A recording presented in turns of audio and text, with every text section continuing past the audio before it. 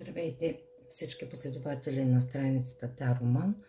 Днес реших да направя един обзор и кратки значения на колодата Гилдед Таро, известна като Кралско златно таро, която много често се използва от повечето хора, които се занимават с гадаене с карти. Много е подходяща за различни разклади, за всякакви области. И така, тук съм наредила, използвала съм подставка за карти Таро. Това е малката и после ще ви покажа и голямата. И започваме с първа карта. Това е картата Глупака. След което следва картата на Магьосника, карта 1.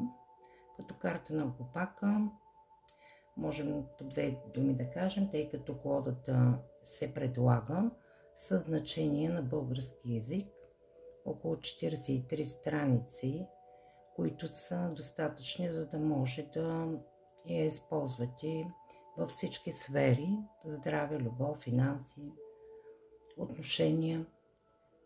Относно диагностиката на негатива, тя е една от колодите, които също може да бъде използвана, но за това ще говоря по-късно. Да започваме на дъската за карти.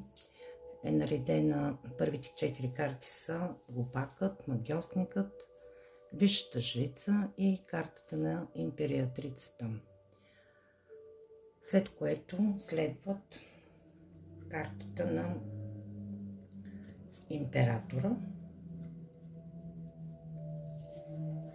Императора, Жрецът,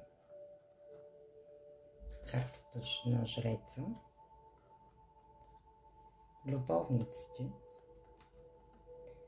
и карта Колесница.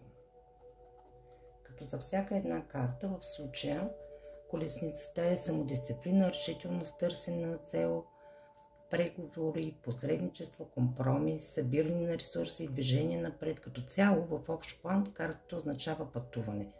Виждате как е впрегната. Следващите 4 карти, това е карта Сила, карта Отшелник, картата на Колелото на съдбата. Виждате се така добре, мисля, че много добре се виждат, картата на Справедливостта. Тук по една карта ще обяснявам като значение, то в кратък вариант. Тук е въпросът свързан с когато излезе картата, това са така наречени големи аркани. Тази карта излиза когато имаме правен въпрос, нещо свързано с съдебно дело, споразумение, възмездие, финализиране на някакви дела. Може да е развод, може да е някаква сделка, прехвърляне на имущество. Всичко свързано с кариерата, с закона, с договорите. Така че има много по-подробно, казах, значение. Следващата 12-та карта е картата на Обесеният. Тази карта е такава карта, която ви кара да чакате. Големите аркани по принцип са големите неща в живота ви, а малките аркани с съответните им бои, стихии, те дават по-голяма яснота към това важно събитие, което следва в живота ви. Това е 12-та карта, казахме, карта на Обесения. 13-та карта, виждаме картата на смъртта. Така. Смърт не е в буквален смисъл. Може да приключи нещо важно в живота ви. Кариера, работа, връзка, може да е пенсиониране, може да е приключва брак, нали? Освобождавате се от нещо, но не означава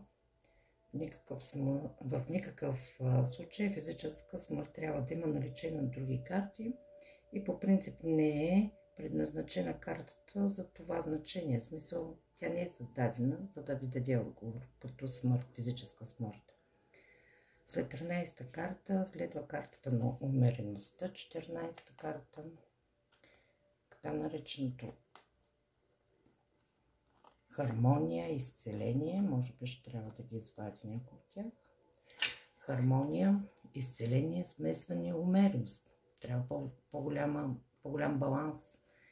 След това следва картата на дявола.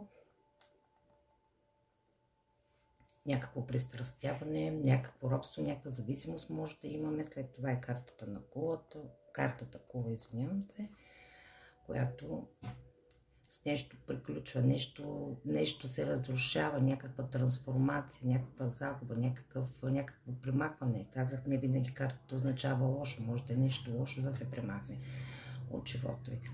След което е след карта Кула, която е 16-та карта, следва карта Звезда, 17-та карта, която носи надежда, мир, любов, триумфа на доброто над злото. Така, следващата карта е Луната. Тук имаме тайни, някакви неизвестности, объркване, някакви измамни обстоятелства. Следващата карта е Слънцето. Винаги следва една хубава карта, след една негативна карта, добро утро, слънчице, расте щастие, подобряват се всички аспекти от живота ви и трябва да се възползвате максимално. Това е 19-та карта, 20-та карта е карта Страшния съд и 21-та карта е картата на светът. Като цяло, картите Таро са разделени на големи и малки аркани, 78, като 22 от тях са големите аркани, останалите са разпределени по боите. И така, следват жезлите, мечовете, чашите, пентаклите.